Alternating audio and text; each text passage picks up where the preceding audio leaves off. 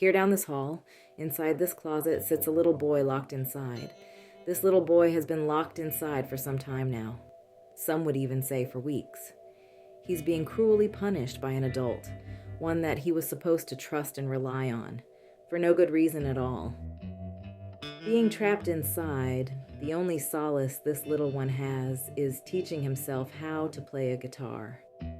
He gets better and better with each practice, but the cruelty of his childhood will not only damage him, but also help him to become one of the greatest artists of all time, but also perhaps a deviant.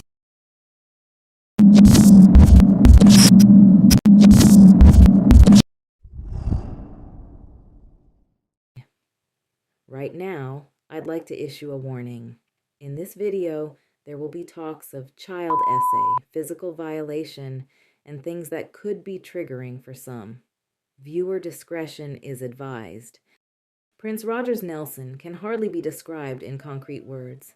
He was far too enigmatic, ethereal, and otherworldly to be described with such words of the mere mortals. But if we must, here are a few to try. Bold, audacious, defiant innovator, a musical genius, or some perhaps would say genie, a philanthropist, and for lack of a better word, sexy. Being a Gemini, he truly was a symbol of two sides and probably many more if you ask those who knew him. This man had the power and ability to seduce you through not only his looks but his music. There was no one that this man couldn't have, and yes, that includes self-proclaimed heterosexual men. Just ask Jamie Foxx. But with all these cool powers and abilities, it seemed none of it could save him from himself in the end. The loneliness, the multiple failed relationships, both romantic and platonic, the overcompensating and constant strive to be the best in an industry that doesn't care about what you've done in the past, but what you're doing now. Or that only cares about what you've done in the past and is not interested in your new stuff. His constant physical pain from years of doing extreme acrobatics on stage to overworking himself to the point of sickness and hospitalization on April 21st, 1996. Only to pass away 20 years later, to the day, from his hidden secrets of substance abuse. It seems one of the coolest men in the world was rather insecure and bound to hiding what was truly real, because no one seemed to know what was truly real.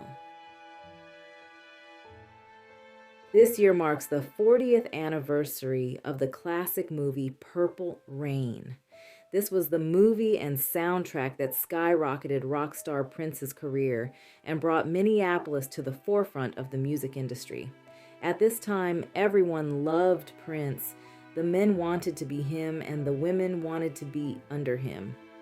This highly successful project had him become a part of the 80s holy trinity of Michael Jackson and Madonna. The era of Purple Rain was a whirlwind and so big that even Prince said, when he saw a gigantic picture of him above the Chinese theater for the movie premiere, that he knew nothing in life was real. That moment in pop culture was so big that it showed that this man, so little, had made it completely out of the streets of North Minnie. Though he was popular before he was a superstar now, and looking back on what he came from, it was a miracle he did. June 7, 1958, Prince Rogers Nelson was born to John L. Nelson and Maddie Shaw. Both were jazz musicians, with John L. being a local mini pianist for his band, the Prince Rogers Trio. And his mother was a young jazz singer who sang for his group. Many would say she sounded a lot like Billie Holiday. A romance developed between the two, and the couple were soon married in 1957. John L. was 16 years older than Maddie, putting him in his 40s while Maddie was in her early 20s. This type of arrangement would seem to trickle down to his son later on. This was the second marriage for both of them, and each brought their own children into the mix, with John already having 2 daughters and a son of his own, Lorna, Sharon, and John Jr., and Maddie having a young son herself, named Alfred. But the couple brought Prince into the world and probably had an inkling that he just may be as great as his name.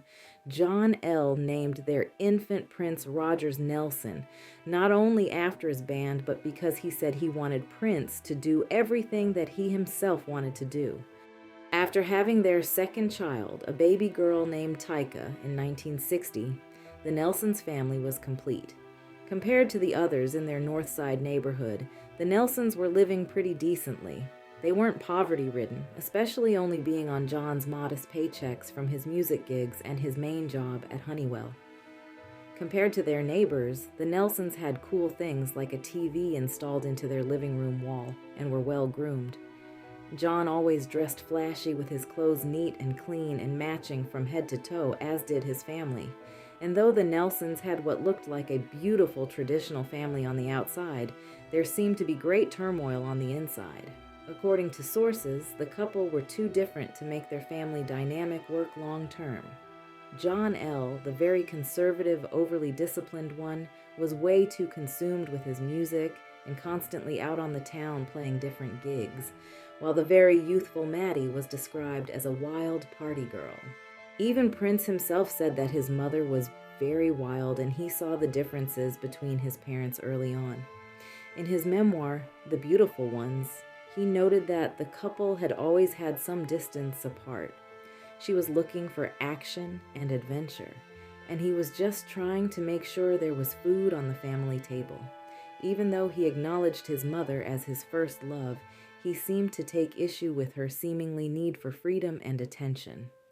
He also saw how music is what ultimately broke his family up. John L. was consumed with his passion for performing and creating music, and his mother, who he considered too strong-willed, didn't have the same passion for it. After all, she'd given up her own career as a jazz singer to raise their children. The two completely opposite and headstrong couples' marital issues started to go from harsh, loud arguments to becoming physical. In 1996, Prince said to Oprah that parts of the Purple Rain movie, when his mother was crying after being physically assaulted by her husband, was as true as it could get. And these physical altercations didn't just stop at Maddie. It seems Prince wasn't spared. Prince had developed a love and passion for music the same as his father. He loved to sneak and tinker on the keys whenever his dad wasn't around. Allegedly, it's been said that there were times when John L. would allow little Prince to sit at the piano with him and teach him how to play. And if Prince messed up, John L. would slam down the piano lid on Prince's fingers and knock him from the piano bench for not playing as well as him. This home environment was very traumatic for him. And to make matters worse, Prince was being equally traumatized at school. He was always a very small person, but an even smaller child. He was constantly bullied for his tiny stature as well as his eccentric ways. He was a very quiet, shy, and standoffish child, which made him a prime target for ridicule. He seemed off to many, and it didn't help that he used to suffer with epileptic seizures. But it also seems that Prince was always tapped into his spiritual side because even as a child, he could sense the power from the other side. In an interview with Tevis Smiley, Prince said when he was a child that he told his mother that an angel told him he was healed and that he would no longer have seizures, and apparently he never did. If only he could have used those spiritual gifts to rescue him from the dysfunction of his family. It seemed to be coming from both sides. Things were getting beyond inappropriate for this child. His father used to play gigs at strip clubs when little Prince would sneak inside and watch. He was surrounded by women doing debaucherous things. Then, maybe a little worried about her son's eccentric behavior or fear of having a non-straight son, it seemed his mother intentionally opened him up to forbidden things. Prince spoke of how Maddie would give him Playboys to read and leave dirty magazines all around the house in places where they'd be easy to find. He'd see her private joy toys. There were just things a boy shouldn't know about his mother. He was definitely way too young to know about this part of life, and this seemed to open up eroticism in him that he was not mature enough to handle. So his family life at home only got worse, causing his parents to separate in 1965 and ultimately divorce in 1968 when Prince was 10. John L. had left and deserted the family, only leaving his piano behind.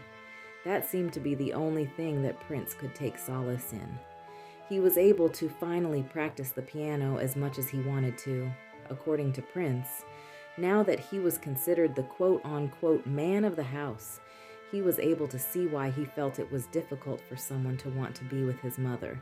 She took to partying and drinking all the time, using money that should have been for food or bills to go out with friends. She'd steal his money that he'd saved up through babysitting neighborhood kids and then cuss him out when he asked her to give it back.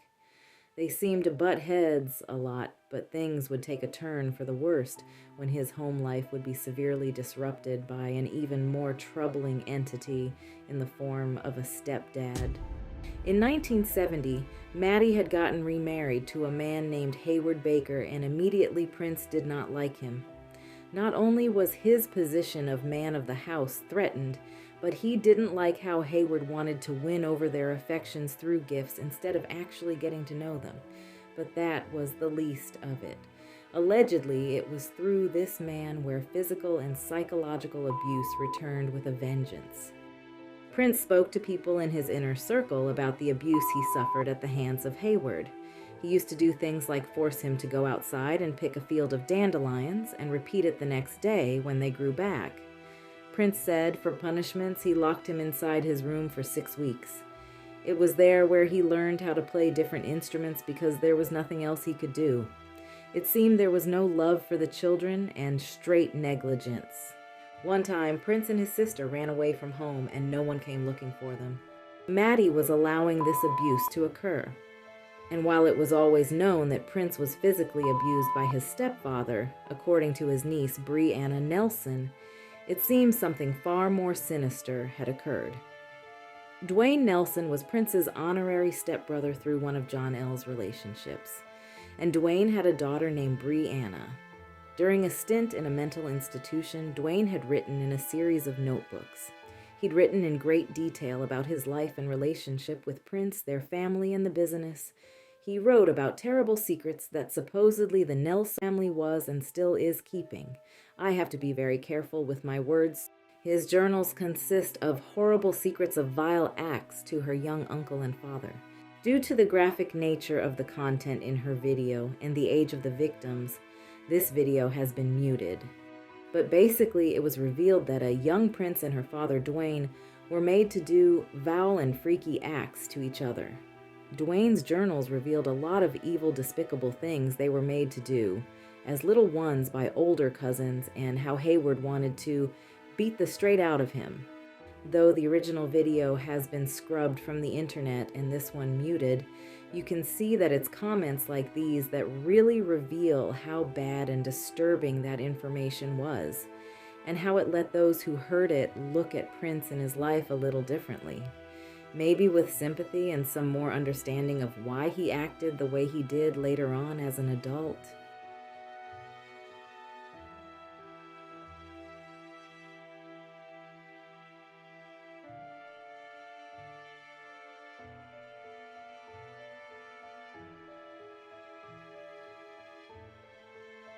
It's even been said that Hayward locked Prince in the closet and knocked him down a flight of stairs.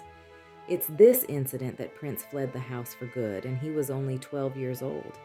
He'd gone to live with his father. Prince said that this was the happiest day of his life. But this union didn't last long, because soon John L. kicked 12-year-old Prince out the house when he came home and found a girl in bed with him. Prince begged his father to let him come back home. He went to a local phone booth in tears, asking his sister to ask their John if he could come back. Cruelly, John told Tyka to tell Prince that all he had to do was apologize and ask him to come back. Prince did as requested, only for John L. to still say no, leaving his 12-year-old son outside in the phone booth crying for 2 hours. This devastating moment hit Prince so hard that he said this was the last time he ever cried. Now this child was on his own. He was bouncing from home to home looking for food and shelter. He'd gone to live with his aunt for a while, then she wanted him gone. Then he couch-surfed some more in different friends' homes until finally his best friend Andre Anderson's mother, Bernadette, allowed Prince to move in with them for good. And even though Ms. Anderson basically saved Prince's life, damage had been done. Being born to abused and negligent parents and a sinister stepdad, this seemed to cause a world of future dysfunction for young Prince. It seems, though, both parents played a huge part in his dysfunction. It's his mother whom he seemed to resent the most. This seemed to also cause a lot of his future issues with women. Throughout his stay with the Andersons is where it seems Prince really started to grow into his musicianship and excel in school. He said that Ms. Anderson allowed him freedom. All she required was that he go to school and do his work. But besides that, he could do whatever he wanted. While being there, Prince not only discovered and improved his talents, but it was the Andersons' basement, where he stayed, that he developed a lot of his love of lust.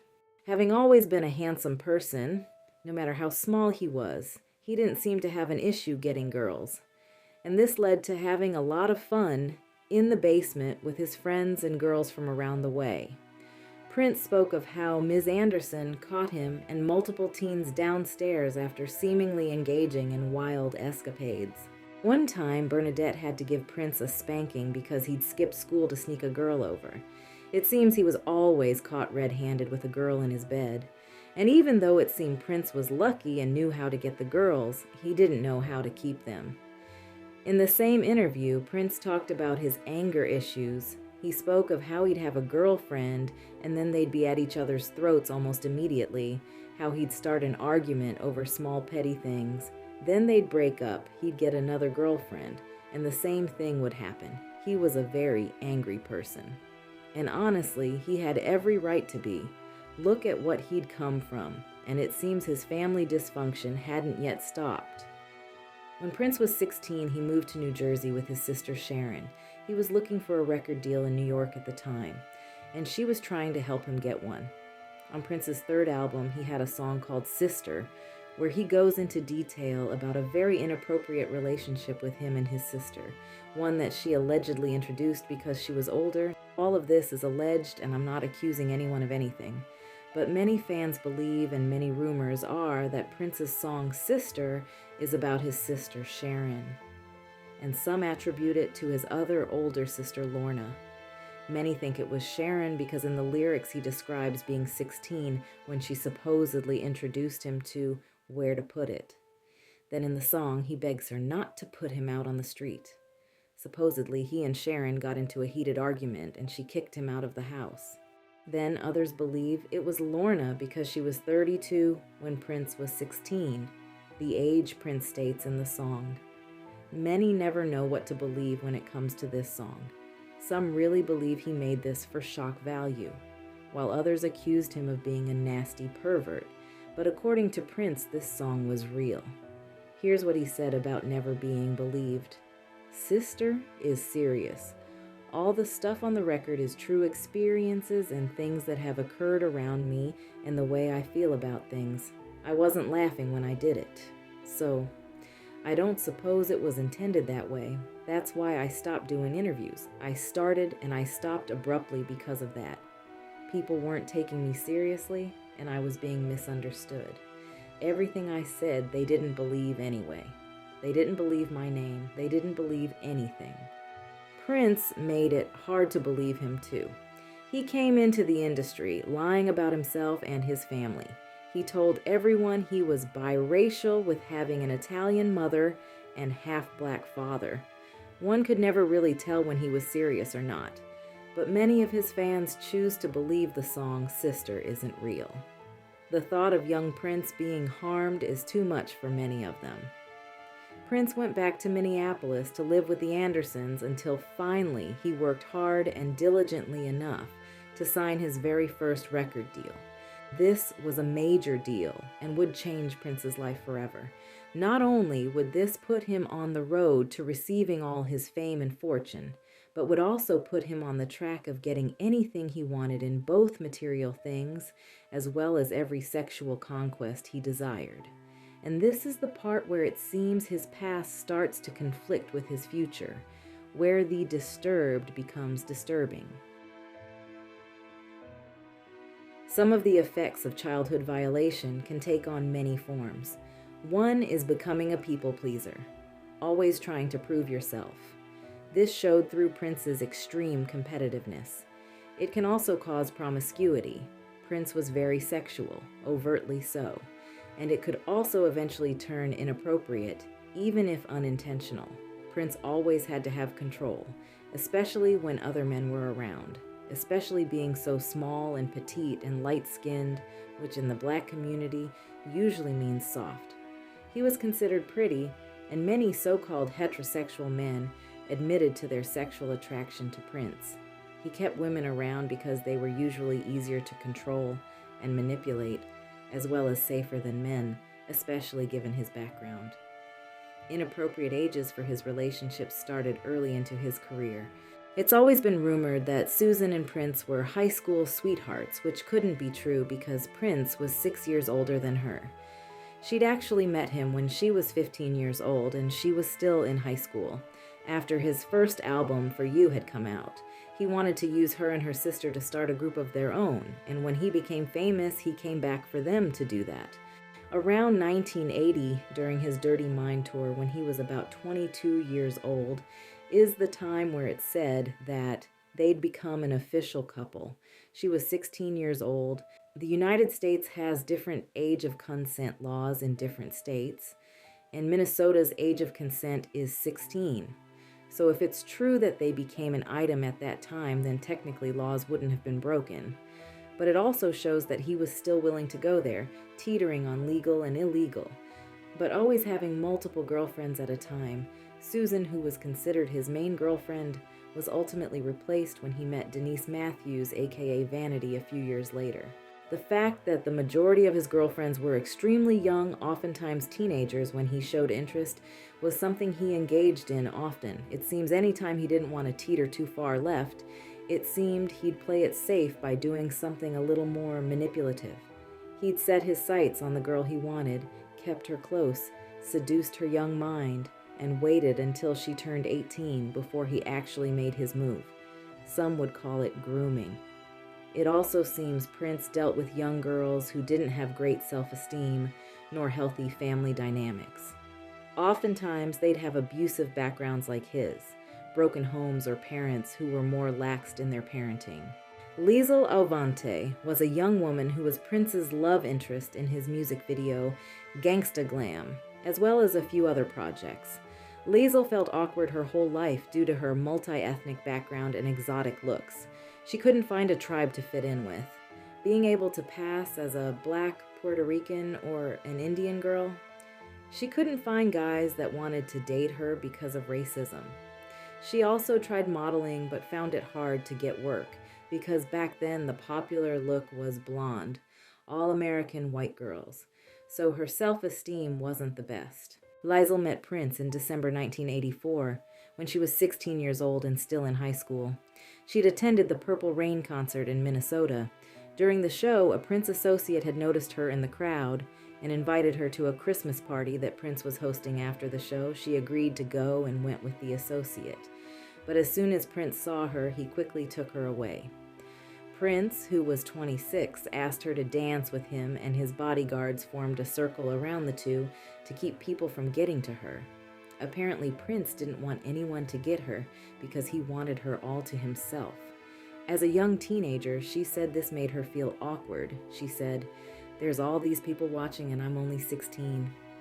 Eventually, she stayed around the Purple Camp for years and she finally felt like she belonged, and guys actually wanted to date her now. She said that she and Prince never had an intimate relationship, but he did try at one point. She knew about his propensity to sleep with a girl and then throw her away, and she believes they stayed friends because she didn't allow him to do that with her. It seems she was one of the few that escaped getting her heart broken by Prince. But two of the most egregious of his inappropriate relationships were those with Anna Garcia and Maite Garcia. Anna, fantastic A-model, singer, actress from Holland. She came from divorced parents. And in London around 1986 or 87, Anna Garcia says she was 15 when she met Prince for the first time. She speaks of how she'd gotten into an argument with her mother and she stormed out the house and took a walk. Living near Wembley Stadium while walking, she saw that a crew was unloading stage equipment to the arena. One of the crew members saw her and asked if she wanted to come to the concert. They gave her free tickets to come and she wanted to bring her mom. At the last minute, her mother decided she didn't want to go and allowed Anna to go by herself. She was also invited to the after party and went. While she was there, a Prince associate asked Anna how old she was, and she admittedly lied, saying that she was 18. While using the restroom, a woman asked Anna how old she was, and Anna admitted to her that she was in fact 15, but asked the woman to keep it a secret. The woman did not, and told the Prince camp how old this girl was. This didn't seem to matter much because Anna still somehow managed to spend the night with Prince, who was 30, at his hotel that night. And while she claims they didn't become physical, he still hadn't sent her away. In fact, he kept in touch with her after knowing how old she was because they'd met again the next year when she was 16. Her mother's parenting seemed more lax, as well as the viewpoints in her country, because she was posing for Playboy at 17. Then Prince asked her to move with him, supposedly to work on some projects with her. So at 17, Anna moved to Minneapolis with him. According to an interview she'd done, Anna claimed that Prince slept with her for 4 months and never actually did the deed until her 18th birthday. She says that at 17, they'd do things like take baths together in the dark, and Prince would sleep in bed with her but kept his PJs on. In the same interview, it says, in the following months, Prince flew Anna first class to join him in Germany, New York, and finally his home in Minneapolis. He was always the perfect gentleman. Sometimes the temptation was almost too much to bear. Once in NY, he invited me to join him in his bubble bath, but he made me turn of the lights first, and we just sat soaping each other in the dark. Anna stayed for a week in his MPLS home. She said, he gave me my own room, but we slept every night together, and each time we'd just cuddle and say, only a few more weeks to go. He made me wait until I was practically eating the sheets with frustration, says Anna, who was born in Holland. In the end, I was getting fed up with waiting. It was nail-biting. So I tried to seduce him. I told him, I'm ready. I don't want it to be a moment longer. Please make love to me. But he refused. In fact, he made me feel bad for trying and told me, don't spoil everything. She said, we kissed a lot, but it was very innocent. I was completely in love with him. He'd call his hair stylist to come over and we'd get our hair done together in the salon in the basement area of the house. She said, one time we took a bath together and he made me turn off the lights so I couldn't see him. She also said, we still hadn't even kissed. I was a virgin and told him so. He handed me a pair of his silk pajamas and woolly bed socks, and we both changed separately in the bathroom, got into bed, and fell asleep in each other's arms. It was quite amazing. I couldn't get over being in bed with Prince, yet feeling absolutely safe. It just didn't occur to me that he'd try anything, and he didn't. The next day, Prince flew to Denmark but phoned me and begged me to join him. He asked to speak to my mom, so I put her on the phone. Mom told me Prince had vowed I'd be safe with him and that he'd do nothing to hurt me, so she agreed to let me go. That night we kissed for the first time, and he told me, you were beautiful when you were 15, and you get better every year. I thought he'd try to make love to me, but he said, we won't make love until your 18th birthday. It's going to be very special between us, and I want everything to be absolutely perfect. Though their pairing was romantic and seen as a young girl fan's dream come true, it seems her relationship with Prince wasn't all it was cracked up to be. She acknowledged that there was always other women, that he'd loved to play mind games, and that he was very controlling. In the book Possessed, it talks about Prince's hot and cold manipulative behavior towards Anna in their relationship. This is what Anna told Alex Hahn in his book Possessed. Prince placed a premium on docility and preferred to have her just listen to him create music or brainstorm plans for the future. Her opinions were not welcome, but whatever her doubts about this arrangement, Garcia remained very much smitten with Prince and was hopeful that she would, with her 18th birthday approaching, emerge as his primary romantic interest. He remained enchanted with her as well, largely because she remained somewhat of a blank template on which to sketch his fantasies.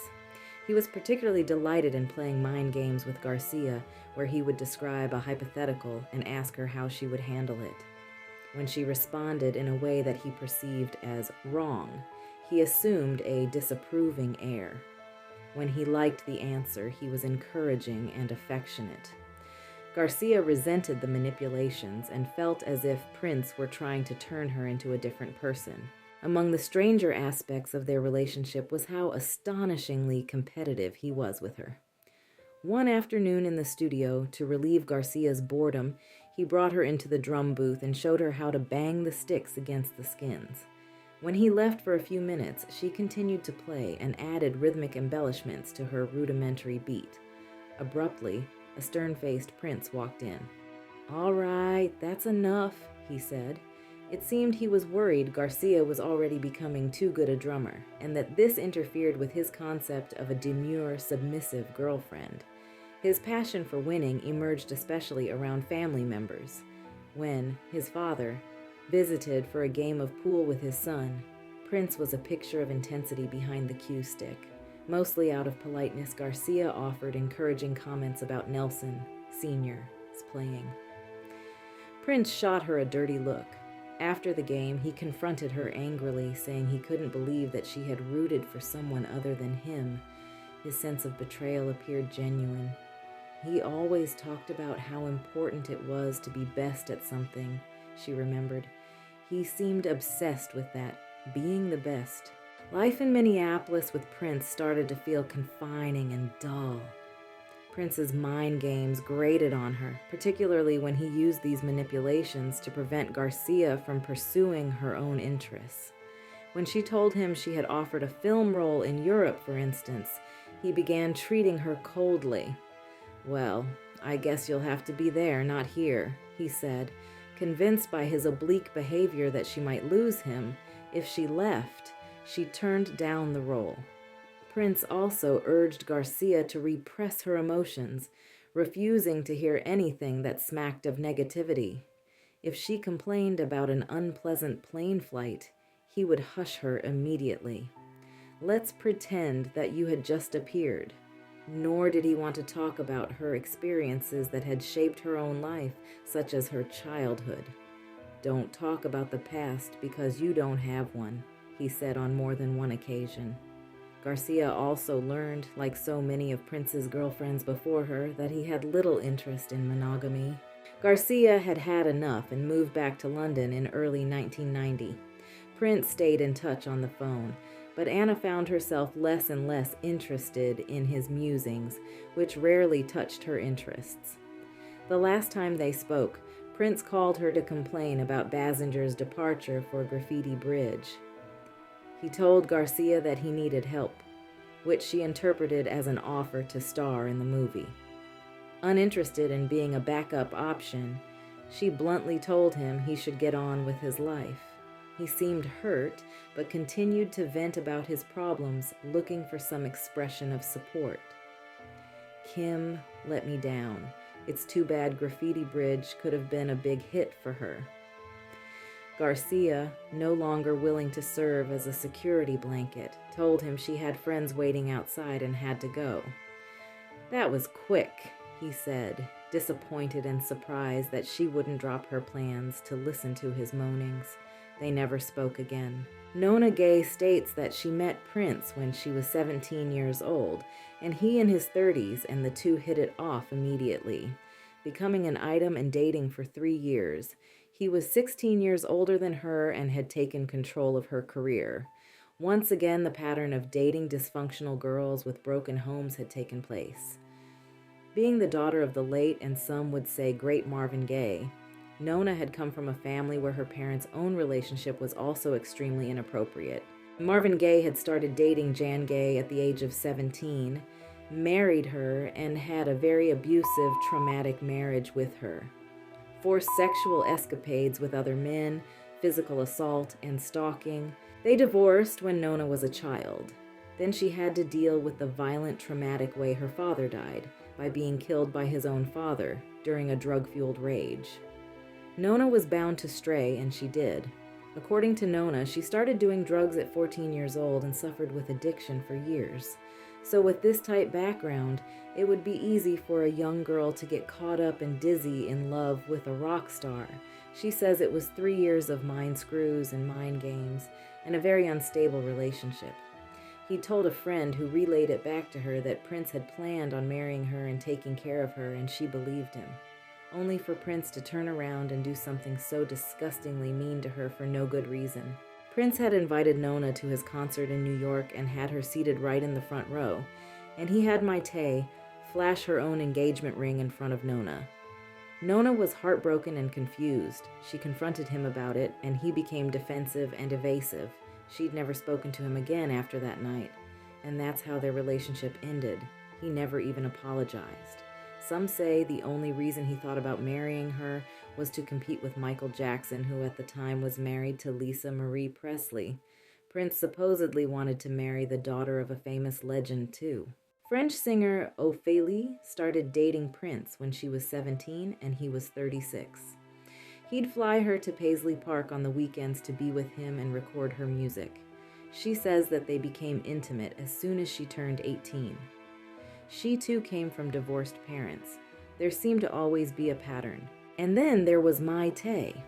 Similar to Anna, Maite, whose last name is also Garcia, she met Prince in Europe at 16 at a concert, had lax parents who didn't seem to mind their underage daughters to go off with grown, oversexed rock stars, and ended up having what seemed to be a very inappropriate grooming-type relationship with her. In 1990, during his nude tour, Prince saw 16-year-old Maite in the parking lot of the stadium and said to his background singer, Rosie, "That's my wife." Then with a lucky turn of events, Maite's mother, who forced Maite to record a videotape of her belly dancing, was able to get the tape of her young daughter belly dancing to Prince, and they requested that she come backstage to meet him. He'd let Maite know that he really liked her tape, and he asked her, "Wow, are you really 16? And she confirmed. He asked for her phone number and invited her back to his hotel room in Frankfurt. Her mother and sister, who were chaperoning her, left so that she and Prince were alone in his hotel room, eating popcorn and watching more of her tapes. Many would say leaving a 32-year-old rock star who was known for being explicit with a 16-year-old girl would not be appropriate. In her book, Maite describes how, while alone in that room together, although he made no passes at her, he was still staring at her heavily and kept asking, "Is she really 16? He was obviously very attracted to her. After this meeting, they started a friendship and spoke on the phone often. Again, a 32-year-old man having a friendship with a 16-year-old girl is very inappropriate and definitely a power imbalance. And Prince did use his power in their relationship. He did a lot of inappropriate wooing as well. He wrote her love letters and confessed to hiding her tapes and letters in his special place where no one could find them. If there wasn't anything wrong with this, why'd he feel the need to hide them in a special place? Sounds very creepy. He confessed to being in love with her and worshiping her because she was a virgin. He seemed to have an obsession with deflowering girls. He'd been quite a few girls' first experience, and virginity was something he seemed enamored with. He even sang about it, sometimes explicitly. He even told Maite that other women were jealous of her because of her virginity, placing her on a pedestal above other women and pitting them against each other as he oftentimes liked to do.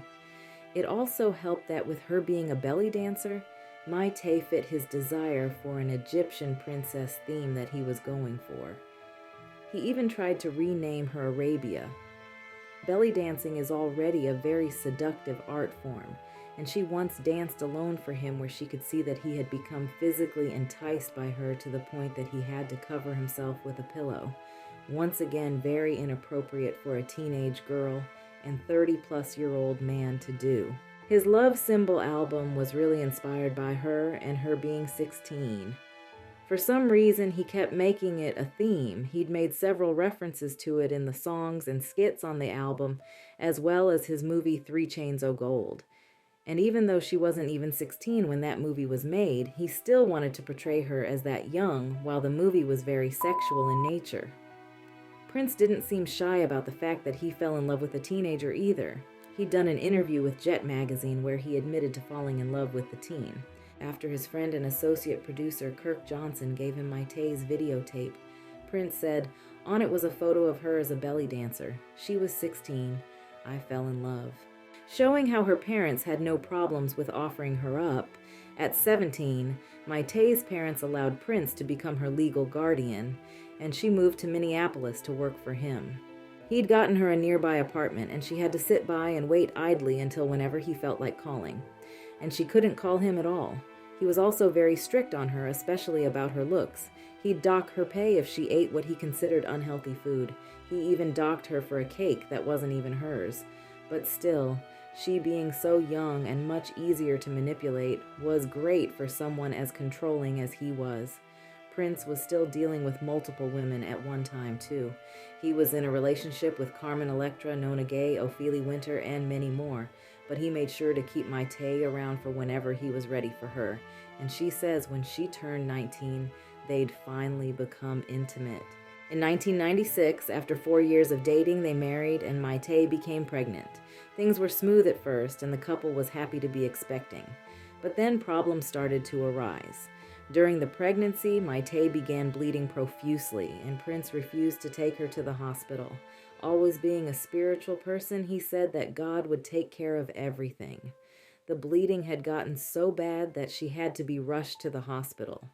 The doctors were very concerned about the state of the baby. Its measurements were very small, and the doctors feared it may have some dwarfism. They wanted to perform genetic tests and recommended it twice, but Prince refused. He was staunchly against it. He wanted to pray and put this all in God's hands. On October 16, 1996, Amir Nelson was born via emergency C-section. This is how Maitei described it, the ordeal. "I don't know how to describe the look on my husband's face. Pure joy. And then they held the baby up to those harsh lights. The elation on my husband's face turned to pure terror." Baby Amir suffered from the rare genetic disorder Pfeiffer syndrome, which causes premature fusion of bones in the skull and abnormal limbs. He was born with his eyes outside the sockets and hands and feet, with a webbed, paw-like appearance. Maitei said he was curled on his side, gasping shallow little gulps of air. Because there were no lids to blink, his eyes looked startled and dry. I caught hold of his tiny hand, saying over and over, "Mama loves you, Mama's here." The shocked parents did their best to comfort Amir, but after several procedures, he was still struggling to breathe.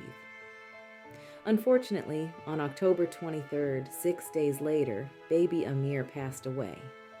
Obviously, the couple was devastated, but Prince's reaction to this seemed to be to act like everything was normal.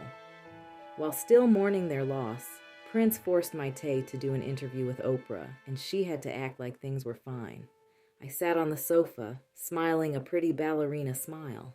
I'd been instructed by my husband, say nothing about Amir," she wrote in her memoir. At this time, perhaps to deal with his own grief, Prince was being introduced to the Jehovah's Witness religion and had fully converted.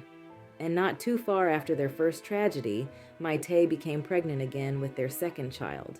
Because of their loss the year before, she wanted to keep it a secret and only told Prince.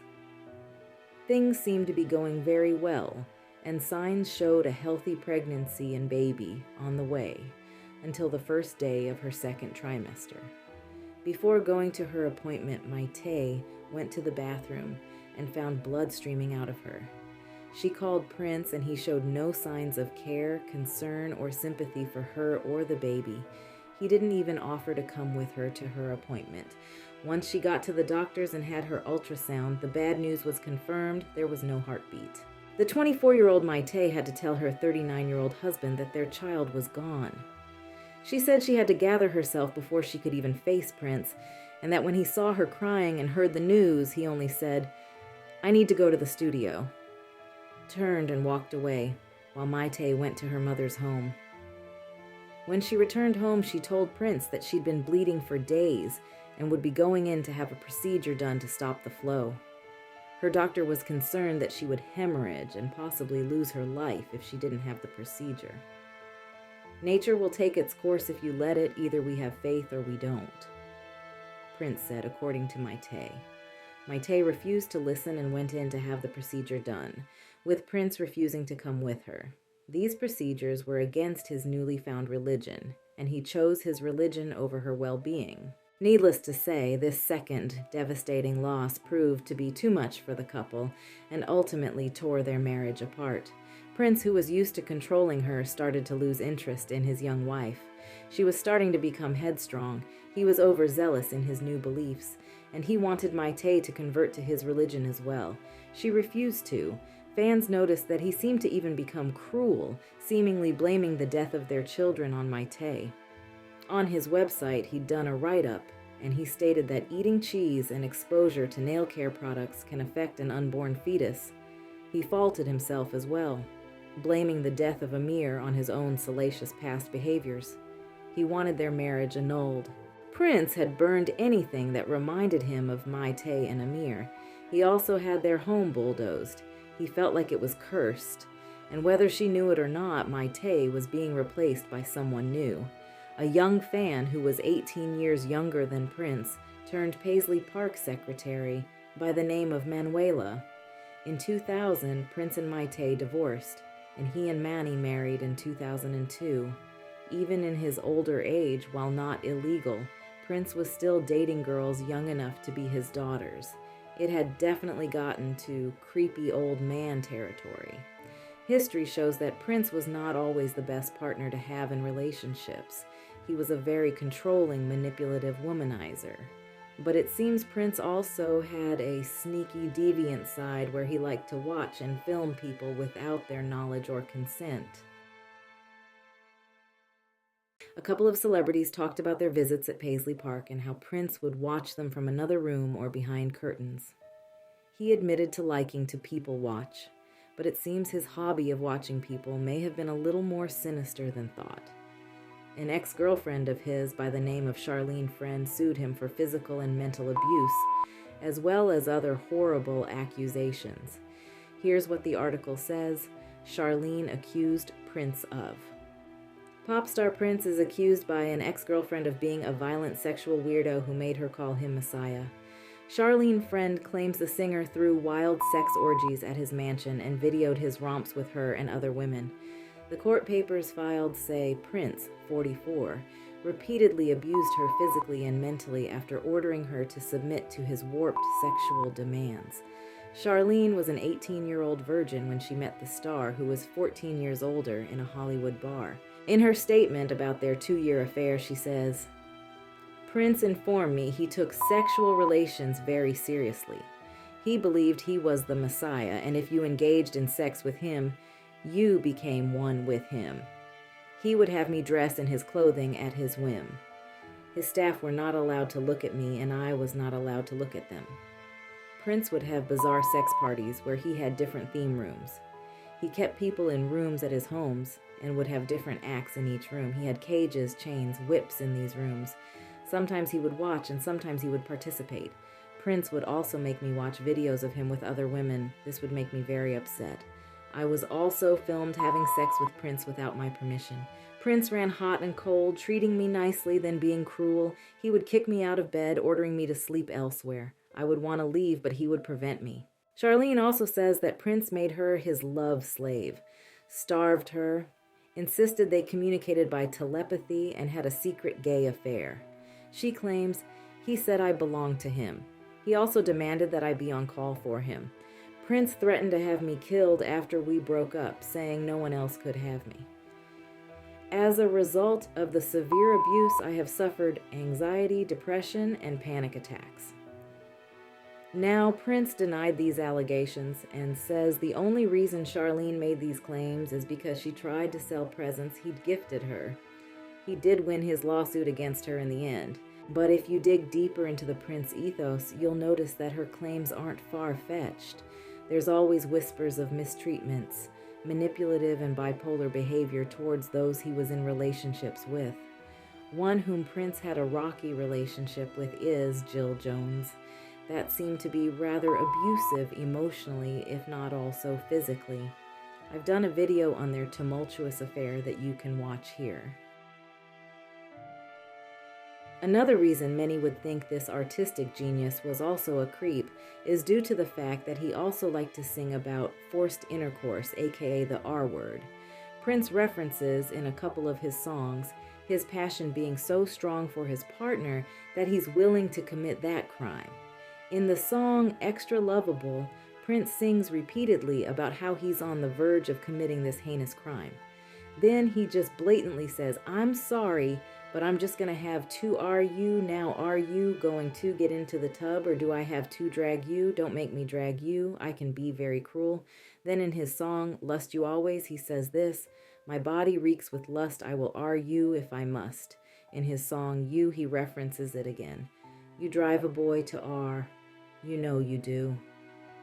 He seemed just as enamored with forced intercourse as much as his fascination with virginity. But many would say that after Prince became a Jehovah's Witness, that his more salacious ways changed. He stopped using curse words and stopped others from doing so as well. He no longer chose to sing his songs that had raunchy, vulgar lyrics, and he oftentimes would bring out his Bible and witness to people. He seemed very passionate about his faith and seemed almost remorseful about his past. But even with the massive slew of money and overabundance of women, it seems Prince was still very lonely and unhappy. By 2016, he started to feel he'd done absolutely everything he could possibly do and was quite frankly bored with life. According to friends and family, he was coming off as depressed. He also wasn't looking like himself. He lost a gang of weight and was now 112 pounds, looking very thin and sunken in. On April 15th, after his last show from his successful Mike and Piano tour, the private plane that Prince was flying on had to make an emergency stop in Moline. Prince had passed out from an overdose of an unmarked pill he'd taken and was on the verge of dying. He had to be given Narcan to revive him. Rumors started swirling around about it being a drug overdose and how Prince was dying, but those claims were quickly thwarted with claims that he only had the flu and that everything was fine. Prince was even doing things like posting tweets like this, and he threw a party at Paisley Park telling people to save their prayers. During this time, he'd also called many friends and tried to get people to come visit him.